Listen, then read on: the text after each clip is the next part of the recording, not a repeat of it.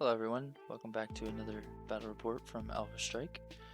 This week was Bob playing Protectorate and myself, Jesse, playing Retribution.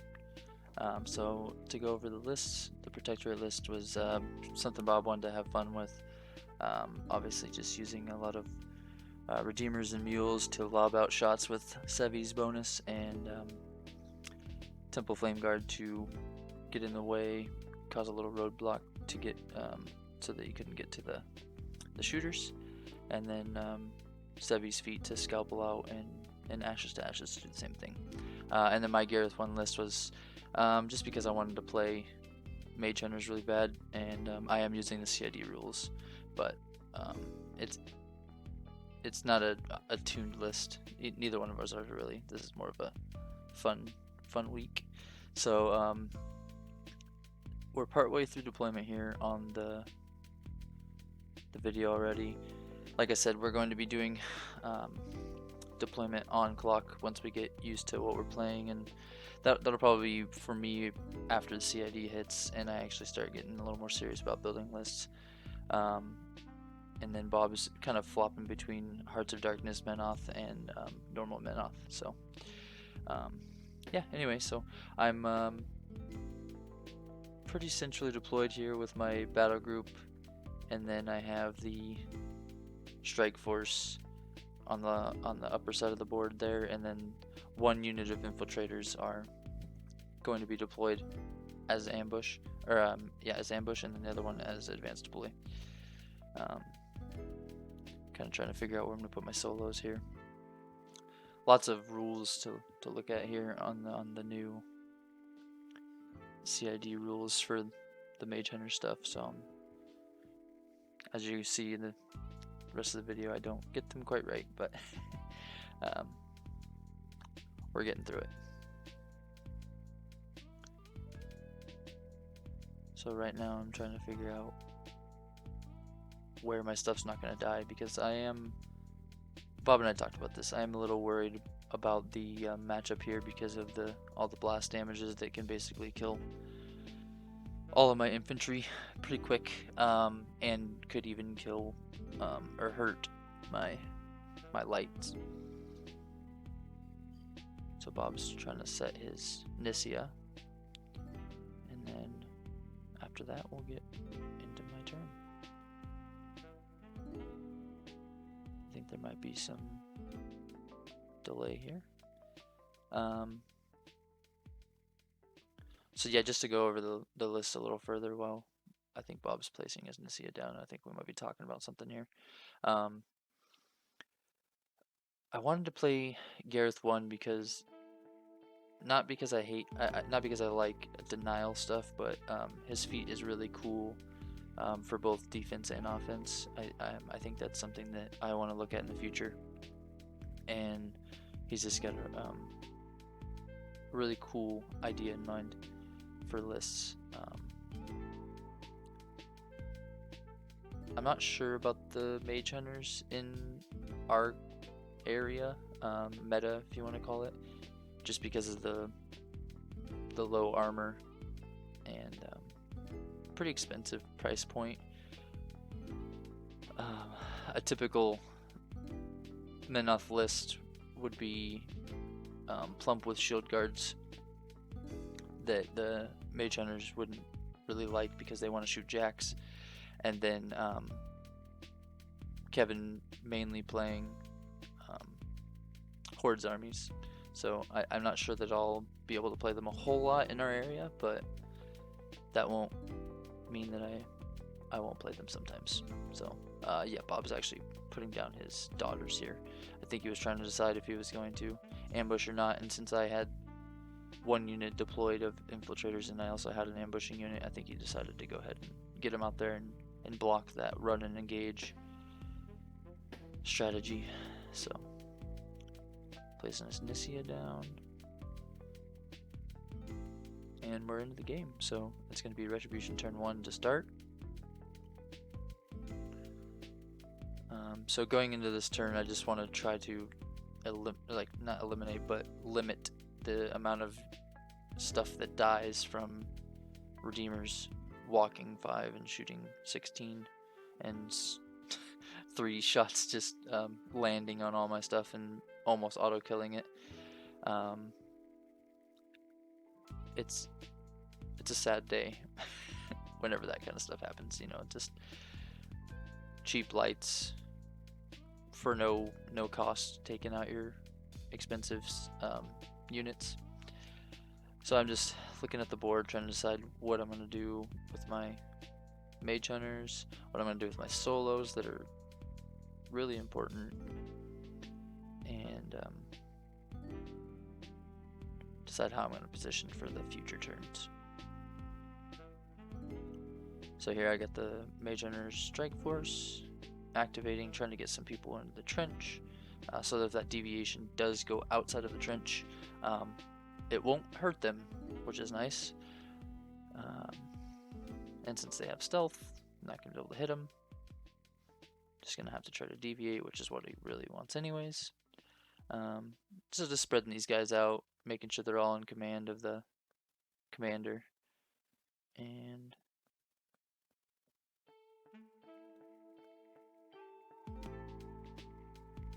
gonna have the mage hunter assassin. I misplayed him here. I should have just hoped that he didn't die to the deviations, blast damage that is, and played him a little more centrally. I kind of wanted to get a little bit of a flank off to make some shots go towards him instead of coming straight up the middle and just killing them, having more things to kill. But the plan for him is to eventually threaten the objective at that critical turn. Since I'm going first, that'd be the top of 3 for me.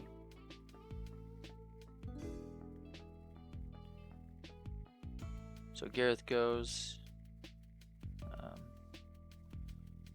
He puts up the armor spell on the mage hunters just to maybe help them live a little bit.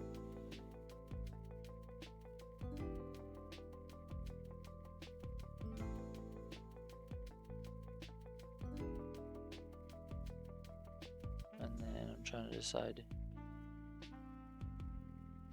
where Moros is going to move up.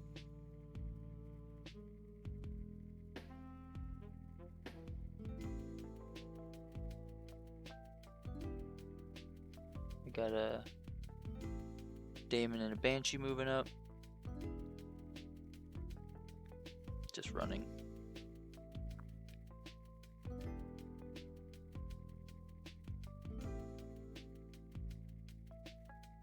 So I got Perseverance on the Mage Hunter Strike Force.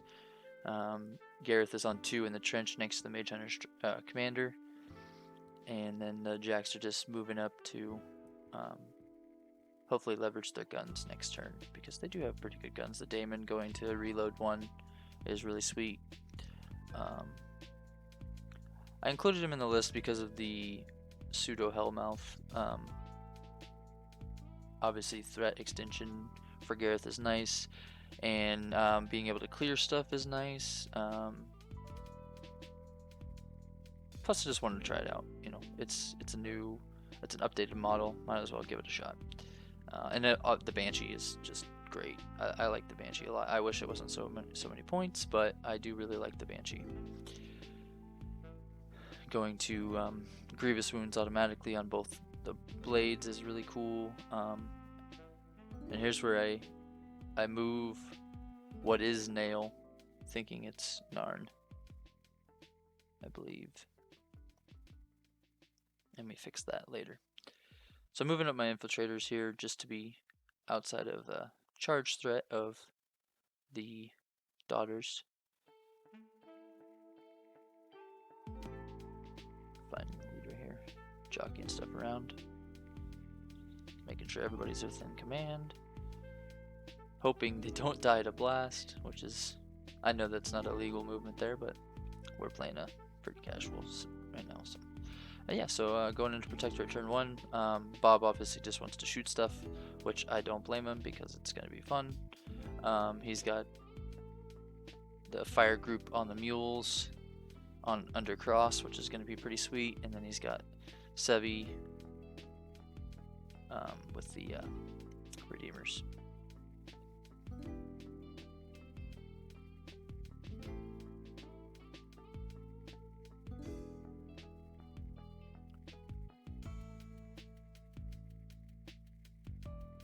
One of the reasons Bob is looking into, and I'm sure all Menoth players have this thought, is looking into maybe playing Infernals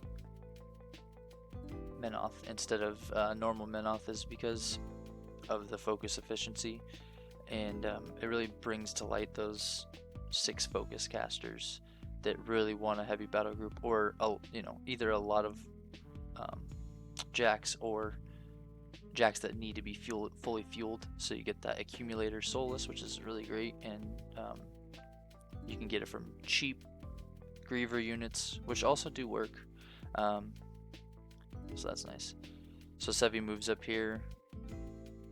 I think he arcane wards the blessing,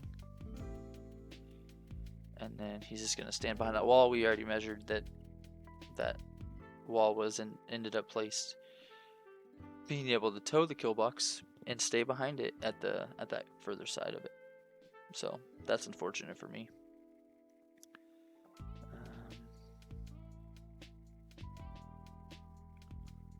So here's a Redeemer walking up, deviating onto my jack.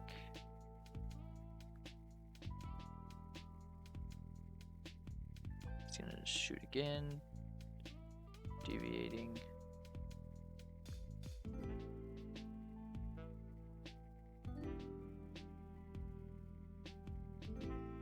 And then he's gonna shoot again.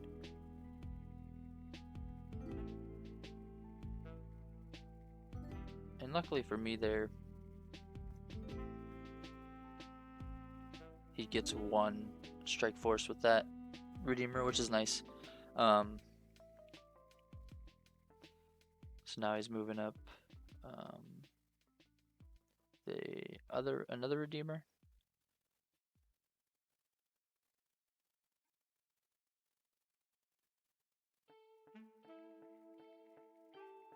Taking some shots, boosting blast damage, killing through that perseverance as you'd expect, and some more deviations. Boosting on the jack here. Pretty good damage roll. I think it's POW 8 blast.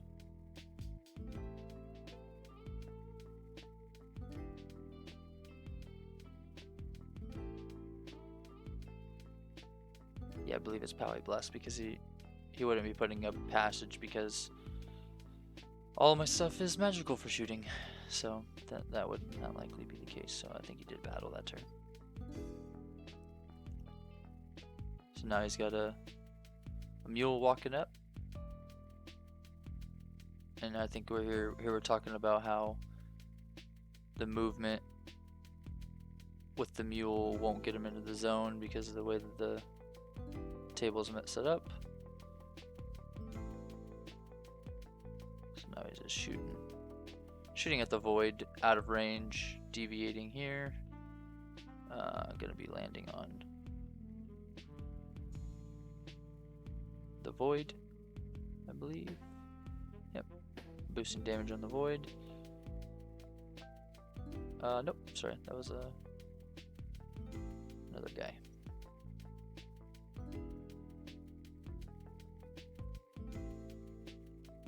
So it's just trying to get his placement on the mules here. And I'm sorry, guys. We're gonna work on getting 2 people, both players, on these battle report recap style commentaries, and I think that's going to be a lot better. I'm trying to make sure that I cover as much as I can, but I know that with that 2-person back and forth, it's just going to be so much better, and that should be coming fairly soon. Like I said, with our schedules, it's kind of hard to get the games in and to do that, but we're definitely going to work on that in the future, because I think it's such a good thing to do.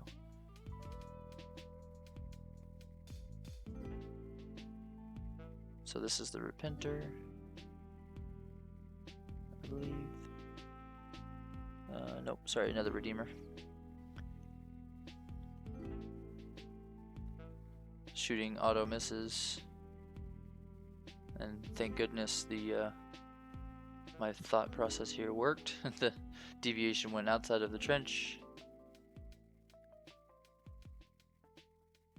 and then the last one is gonna land on a couple. Destroys that Mage Hunter Strike Force member. That guy had a bad day. The rocket pod launching at him.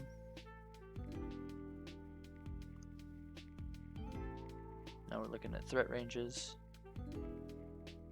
Talking about the Void. One of the reasons I really wanted to play Shadows is because I really like the Void Archon, and it's really the only spot that you can play it, so that makes sense. So it's I played it. I think I want to say I played it with the Aurora list. I played a few games with Aurora 1, and that was really fun. With the Void, I felt a little dirty playing that list though. That Angel list is really good.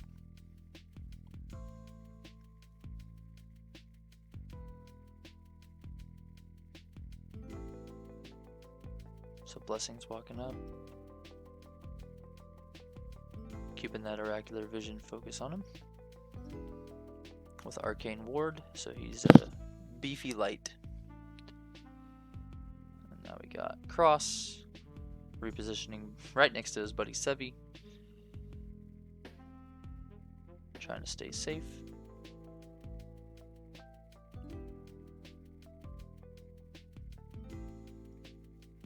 Once again, talking about the Void here.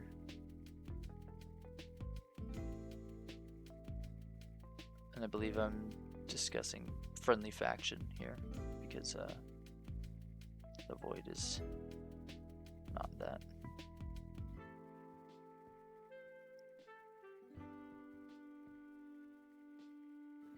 So Temple Flame Guard moving up with their tough no knockdown deal.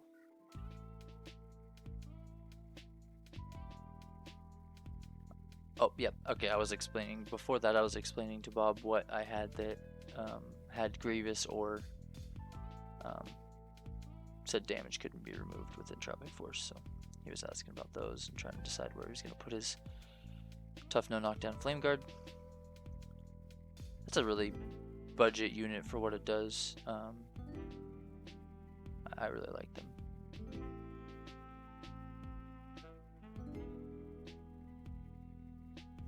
Looks like about all that's left is Purus, a couple solos, and the Daughters. And I don't think we actually catch the Daughters until now. Yep. So it looks like just the Daughters.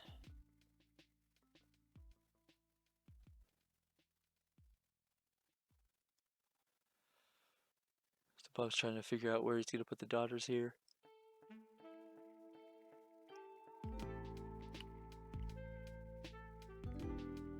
They're actually a really good unit as well, having the two attacks and sidestep. So, all right, yeah. So going into Retribution turn 2 here, I'm basically trying to figure out what I can get away with this turn and not lose too much, and then not lose a bunch of points on scenario. I know that I have more solos that are like more defensible solos, with the exception of Purus and Nissia, but I have stealth solos and I have expensive solos, really. So it's like I want to put them on the flags, but I also want them to do stuff. A lot of them are pushed way back because I was so scared of deviations, and that's probably my biggest misplay here, is just being so scared of the deviations, really. You just kind of have to let them go as they're going to go. Here I'm asking about the Arcane Ward. Just want to make sure that that doesn't say can't be slammed or knocked down.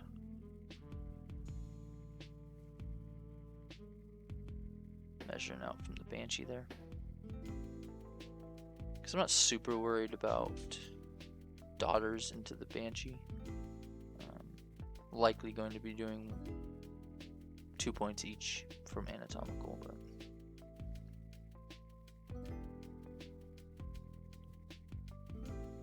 so I'm powering up, get all my focus back on Gary. I'm not upkeeping Perseverance because I'm assuming that there's going to be some clashing here, and whatever's going to die is going to die.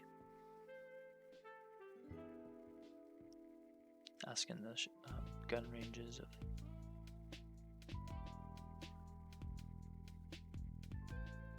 the mules with everything included, because they get the steam pressure and they get fire group, which is pretty great for them. And I think I'm trying to decide if I'm going to ambush, which I do decide to ambush here to tie up the Redeemer on the furthermost to the south Redeemer. And I think this is another mistake that I made, because I totally forgot, and I guess forgot that the daughters have acrobatics parry and 2 attacks, which is just awful, into my jam. And they have sidestep as well, so they can bop a guy, get out of the way. So a really good include here. I'd say even without them, it's a little bit of a hard matchup for Gary, or Shadows rather, not really Gary, but anyway, just trying to figure out what I can take this turn, what I'm going to try to tie up, and then what's going to happen the following turns after that. Measuring the major assassin, checking out a Void Archon spray.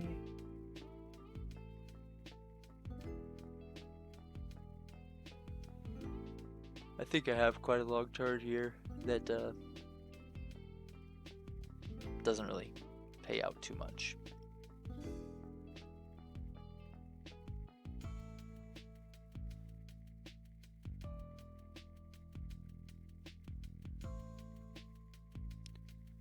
So let's see. Still in the allocation phase, I believe. Trying to decide what is going to go where.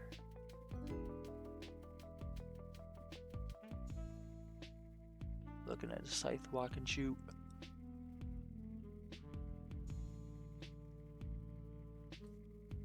Nope, I'm out of allocation. So Mechanic walks up, gives a focus to the Banshee. Measuring out the range here, staying out of that rubble because this is not Garryth2, so these jacks do not have Pathfinder. Walking up, boosting a shot into the Arcane Warded Blessing.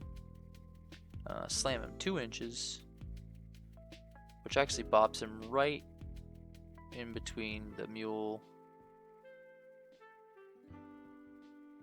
and Pyrrhus.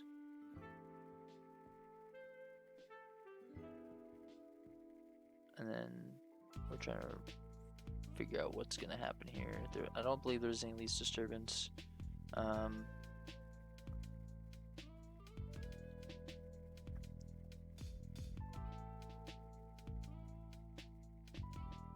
Here, Oracular Visions.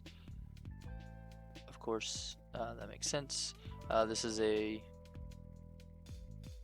roll with my strength against the Mule, I think. Nope, this is a Pyrrhus roll. So take him off, roll against strength, does no damage to the Mule. He's not knocked down because he's large. Then we're trying to figure out where we're going to repo. So we just skirt back around, touch the zone.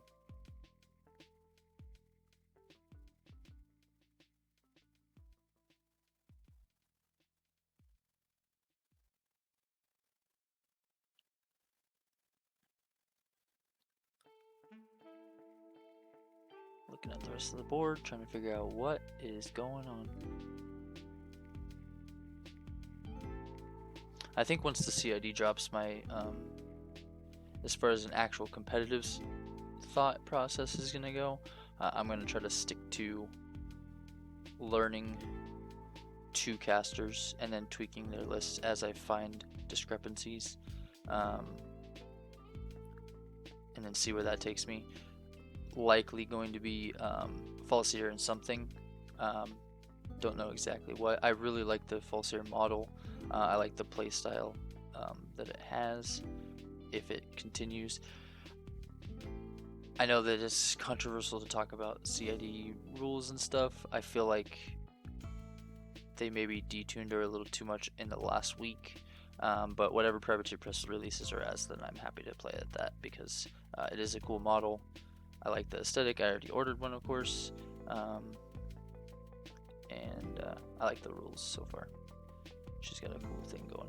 So now I'm just taking shots, and a lot of them rolling abysmally here. Getting a couple good rolls. I am blessed. So this, the Arcane Ward armor doesn't help, the shield does. Then the last shot is the commander. You can see that I pop that dispel so the Arcane Ward goes away. And just repoing these guys up to maybe use them a little bit as a roadblock now that we're in melee.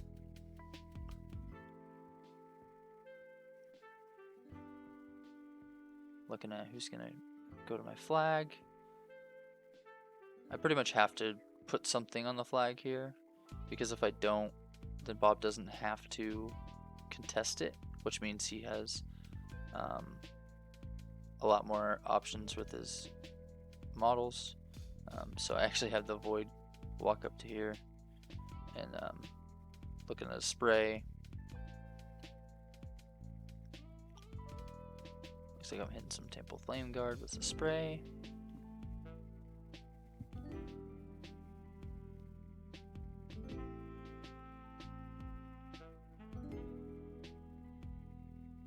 I remember tough. One of them toughs. One of them doesn't. I totally forget to get souls because I don't play the model enough. I destroyed a model, so I teleport away. I have the Narn model, which I thought was Nail because I wasn't paying attention. I know that that's a hard issue, or a hard mistake to make because of the clear weapons on their models and on their cards, but I learned that later and we switch it over. Bob's cool enough to let me switch it because he understands that happening. Then the Scythe runs into the trench. Mage Hunter Assassin runs into the trench. Looks like the Daemon's gonna walk up.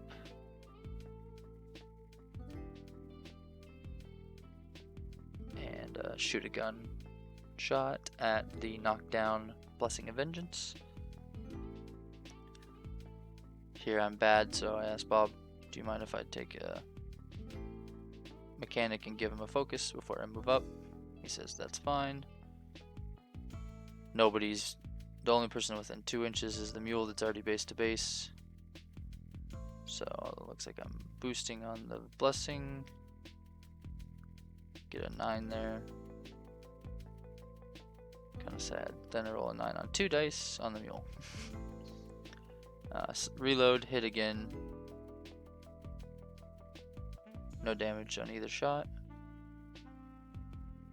He's gonna repo over. Protect him a little bit from one mule shooting with the aim.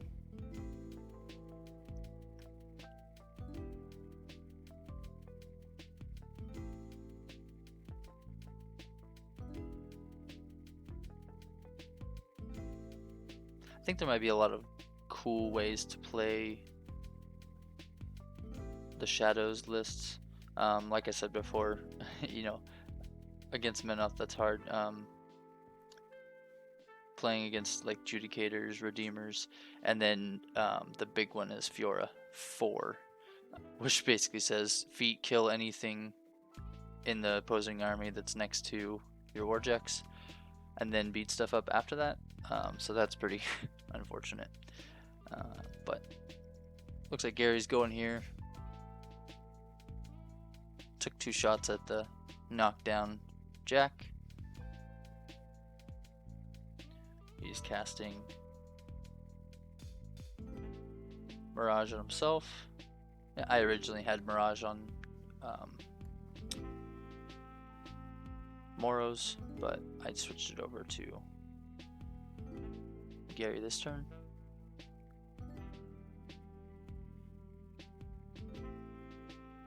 Then he repos over. Be a little safer behind the forest there.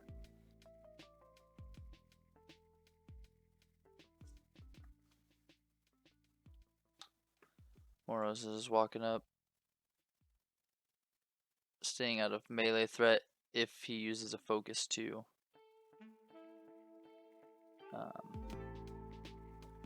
have the blessing stand up, because I do not want the blessing to get into Moros. And thankfully the mules can't hit him direct hit because he's got stealth.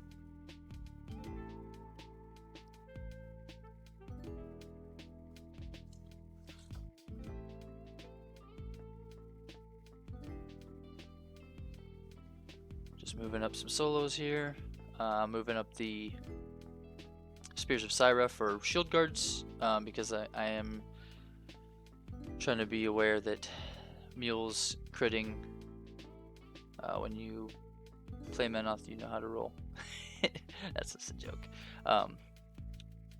Yeah, I'm just worried that if they do crit, or even the gunshot itself, I don't really want that going on my Warjacks, so I try to make sure that those shield guards are positioned in a place that's good for me. I do that run to engage on the Redeemer that I talked about. Bob reminding me about the 2-inch melee on the choir members, and that's not a joke because he's killed stuff with his choir members, and I've killed a charging model with Garryth1 with an Arcanist mechanic. So sometimes we have godly support. So going into Protectorate turn 2 here, Bob is going to try to shoot a lot of stuff, and that is the way he wanted to build the list. Have fun, which makes total sense to me. He's healing up. I believe he heals the blessing here. Yep, heals him for 3. With the objective. So since this is bottom of turn 2, scoring starts here at the end of this turn, as you guys know. And let's see what Bob can get done on this turn.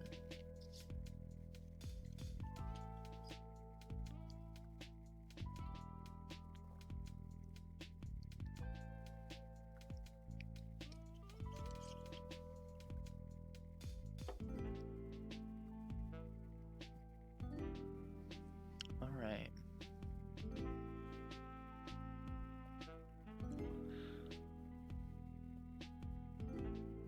So allocation phase, Bob's given 1 to blessing, and then just trying to decide what the rest of the jacks are gonna get.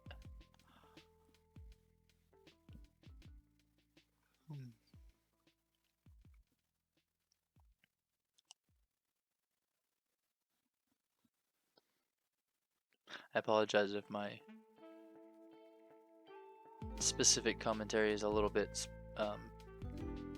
dictated by what you're seeing directly on the screen, because I'm watching it back. It has been a little bit since we played this game, just like the game prior. Once we get that editing schedule after games with both players doing the commentary, I think we'll really, we'll have a lot fresher idea in mind. I do remember this game. It's just with work and a kiddo and stuff, your brain gets filled with other stuff as well, which is great, because this is a great relief from all the work stuff. That's one of the reasons we love this game. It's a great time. There's my switching of Nail and Narn. I'm not as worried about Nail dying here, of course. One of the reasons I brought Nail, I know that a lot of people don't like him, is I like the fact that I can just shove him up in somebody's face, or at least attempt to shove him in somebody's face, and then if they kill him, kind of like the Hermit, like the no casting spell thing, might mess up some stuff. I know it'd be pretty good against war beasts that need their animi. So that was the thought process there with including him in the list. I think he's only 3 points, so yeah, he's only 3 points.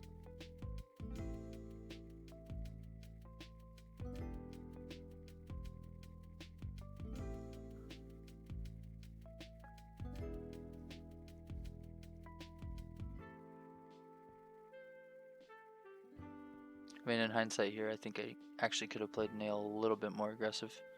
Put him right up in the, maybe where the Temple Flame Guard are. Run him straight up the middle. Then when Bob decides to kill him, he would strip the focus from the Warjacks there before they activated, if he had an issue with activation there. Actually have some cool ideas for Nail now. He dies to a stiff breeze. I'm assuming that's why people don't like him. But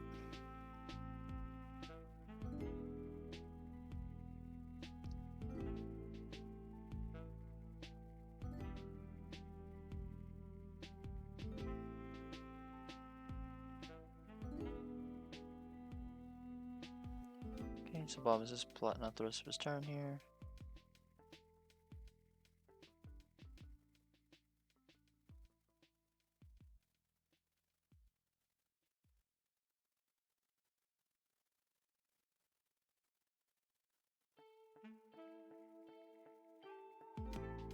Looks like he's still trying to decide on Gaston.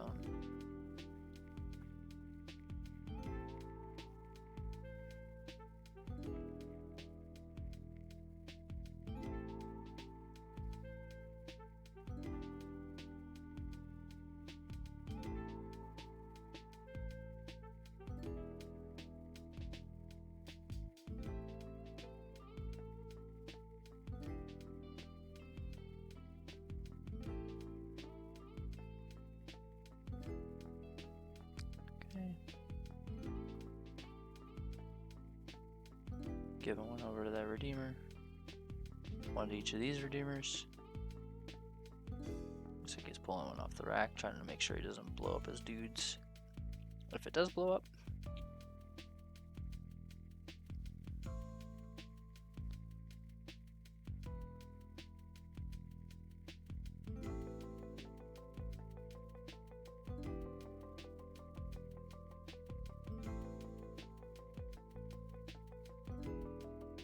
Choir's activating, looking to get that 3-inch Hymn of Battle. So getting it on the 2 Redeemers. Little box in there to get it on anything else. I believe he doesn't even want it on the Blessing this turn, so I guess that's why he didn't swing that other guy out there.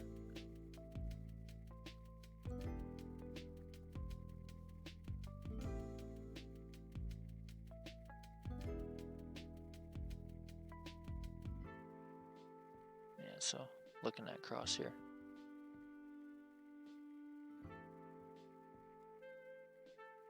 It's kind of important, I think, in this case to start off with the mules to see if you get those crits or not, to know what the rest of the turn's gonna hold. So there goes one of the focus points to have Blessing of Vengeance stand up. And here's the daughters walking Just walking in the back arc of my infiltrators. Saying, hi guys. We're better than you. And we're gonna shank you. I could have changed their facing a little bit here to avoid some of the back strikes. Well, mostly all of them. But then there's a chance that the choir members that aren't doing anything just smack them in the back anyways.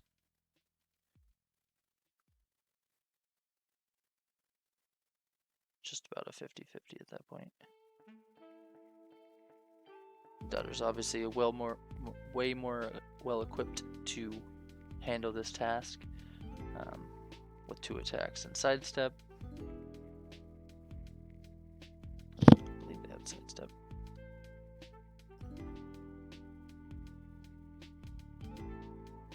Could be wrong with that.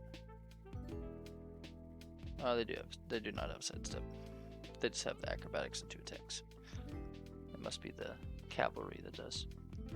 But anyway, they're moving up into killing formation against my infiltrators. And that one's gonna kill that guy. His second attack doesn't even have to worry about his friend. This guy is gonna miss and then smack him.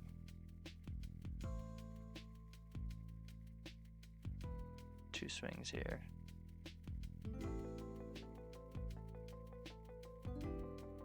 That guy just... Both of those guys get it from the daughter there. Smacks that one. That's gonna miss. 2 misses there.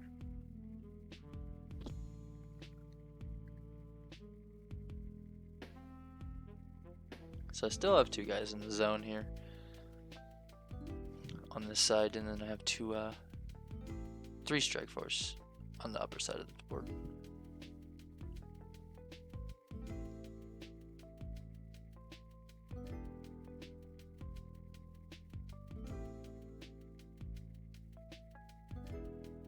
Now the Temple Flame Guard are moving up. Gonna do some smacking.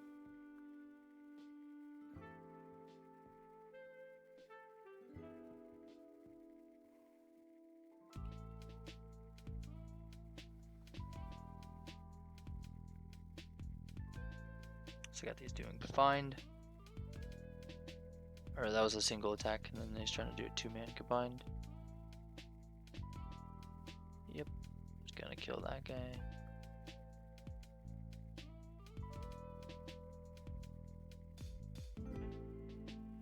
Two-man over here. Kills that guy.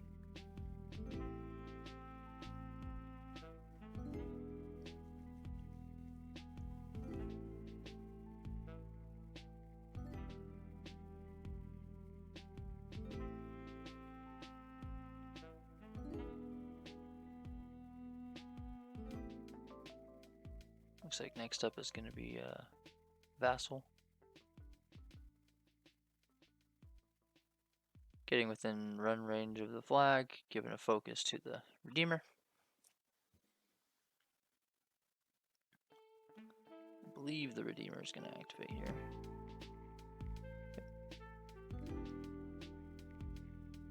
He's going to deviate off of Nail.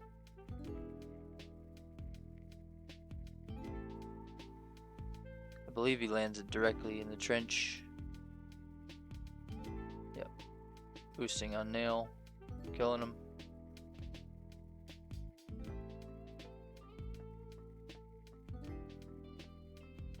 And then boosting on Scythe before she gets to shoot. Killing her.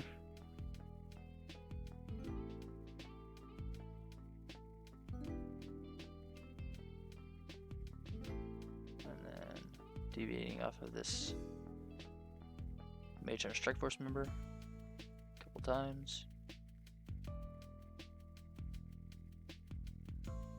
And then actually living due to a bad damage roll, which is appreciated.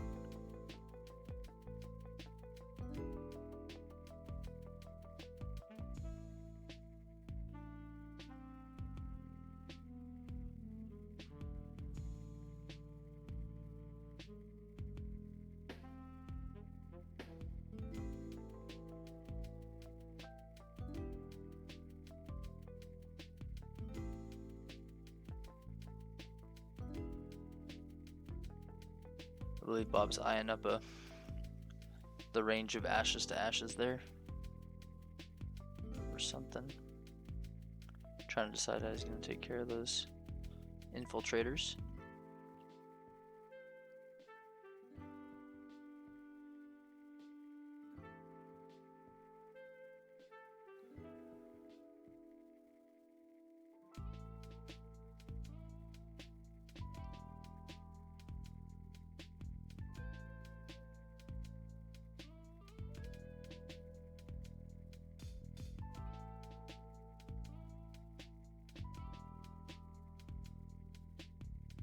Yeah, it looks like Blessing's moving up.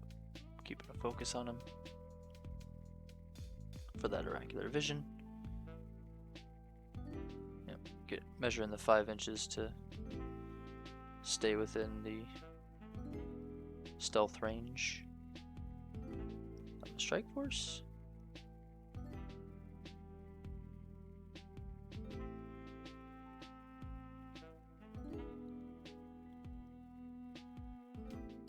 Here he is rolling for his feet. So Sevy's gonna feet. He's picking models to pop.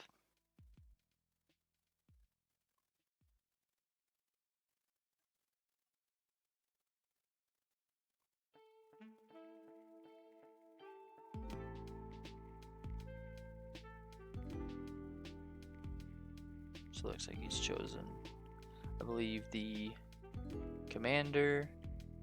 Yep. Spears of Scyrah member. The infiltrator.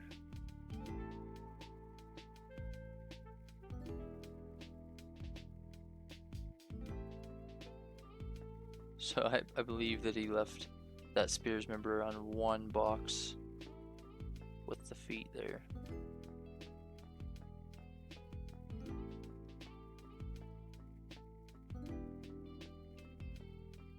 Yeah.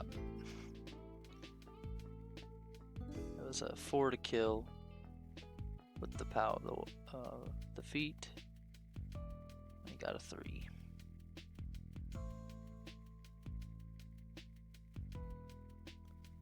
Now it looks like this mule's going, aiming, boosting to hit, and he cranks it, and he gets the crit. Which is just annoying at this point for me, because this is the spear that I misplaced. So even if I shield guard it, it's still gonna throw my jack, which is a pretty slow jack, so it's just gonna go hang out away from the fight for a while.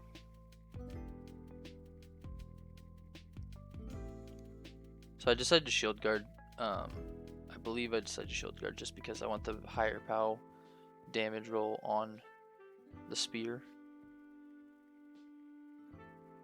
I moved these in the wrong order, but we knew what was going on. She just dies. He goes back. I believe he takes no damage. The Banshee, that is.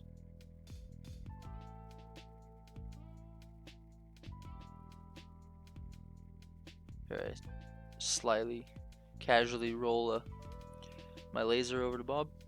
He's checking out some line of sight stuff.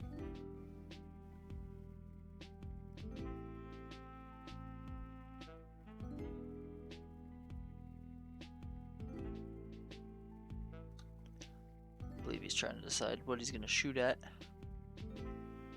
A lot of that stuff over there is stealth, so you can't get the direct hit for the crit, but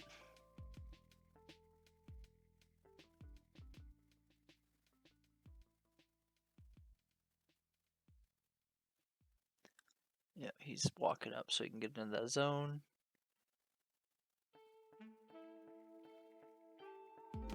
Gets that guy within range. 4-inch AoE is gonna land on him. Super dead. Mage Hunter Strike Force.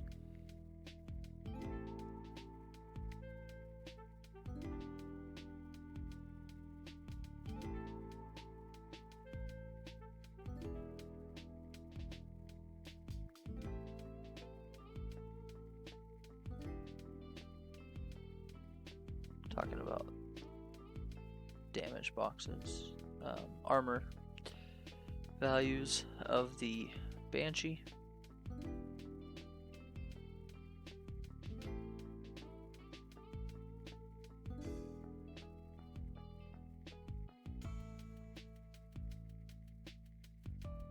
So I think the Redeemer is actually aiming here, taking a shot at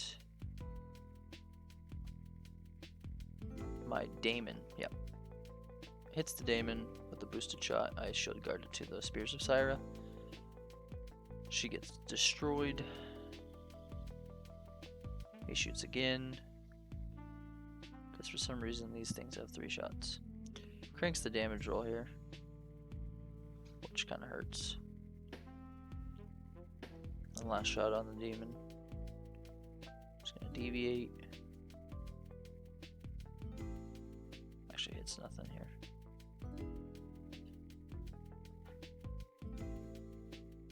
Next one's going. Boosting the hit, boosting damage. Bad damage roll there. And then average one. Deviating. Blast on him is not going to do anything.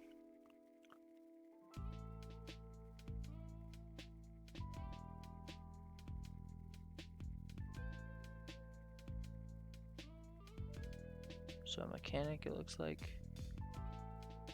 heads over there.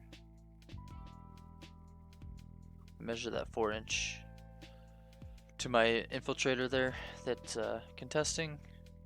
So Bob decides to not run any solo to the flag, or attempt to.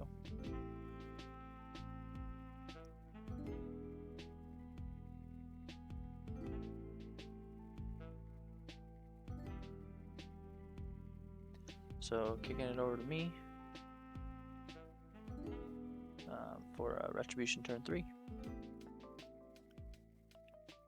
And we both score 1, or I score 1 here. So I'm trying to decide how I can score 4 and still have my contesters on his zone.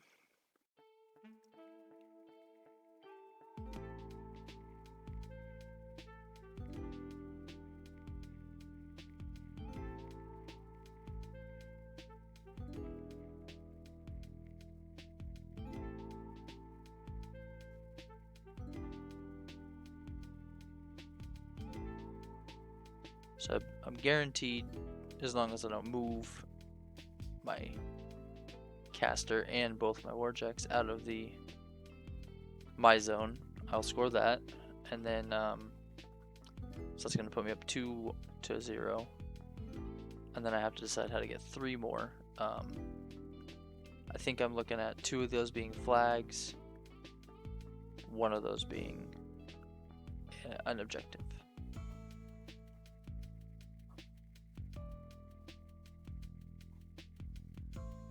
So I let Mirage drop because Gary's not going to need it to do what I want to do. I'm allocating 1 to Moros and 1 to the Daemon.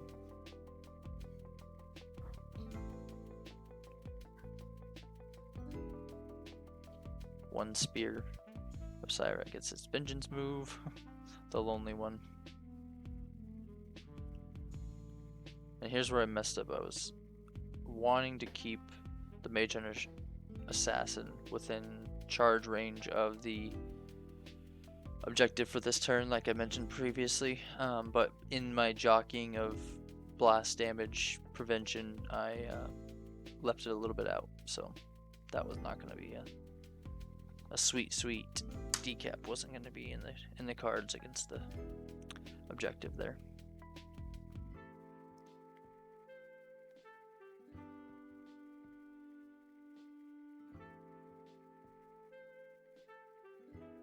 So these types of situations, I like to take a little bit of time to make sure, when I have this much time, I like to take a little bit of time to make sure I don't move something prematurely and then mess myself up for scoring those points that I had already identified that I need to score and thought I could, and then giving the other player another turn to go for a Hail Mary assassination with what is that, like 17 minutes?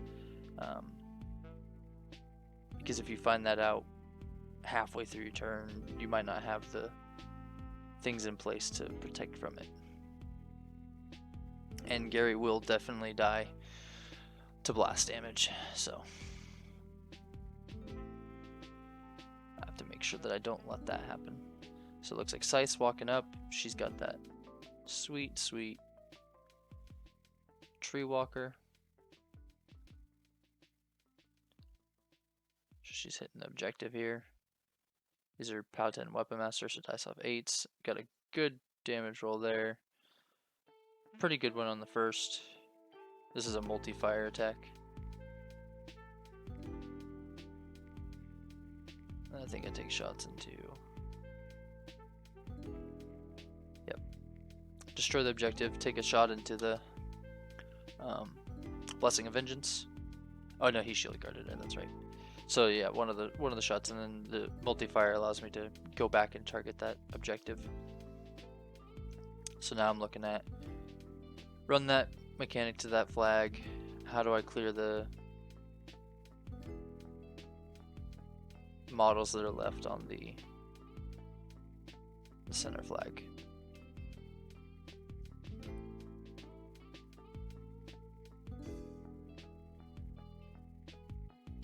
And I'm having a hard time here because I have to make sure that I kill that, I believe, stealthed daughter. And the infiltrators only have 1 attack each, which is rough.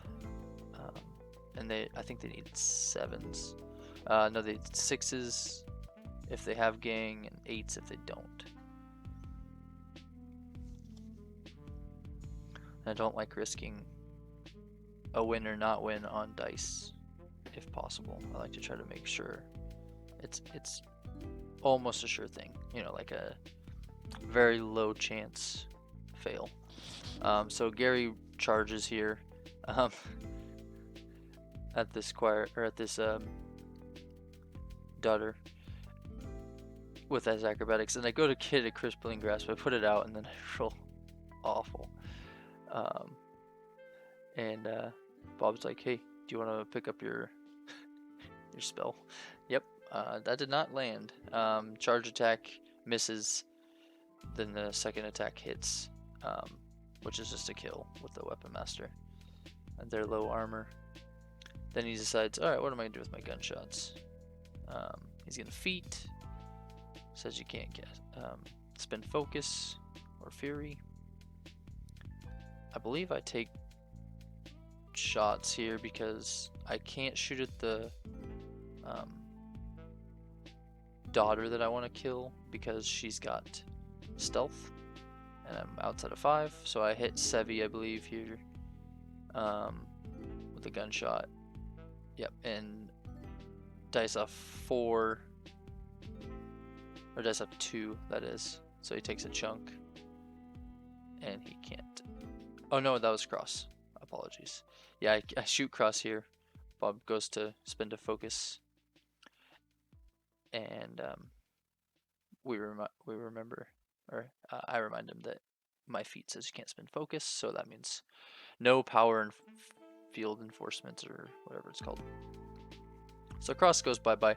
In case this turn goes belly up, the mules are inert and Sevi can't take control of them, so they're at least out of the fight, which is I think 30 points or so, 32 points maybe.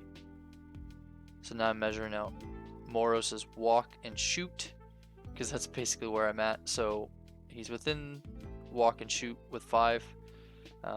So I boost the gunshot here, which is gonna hit.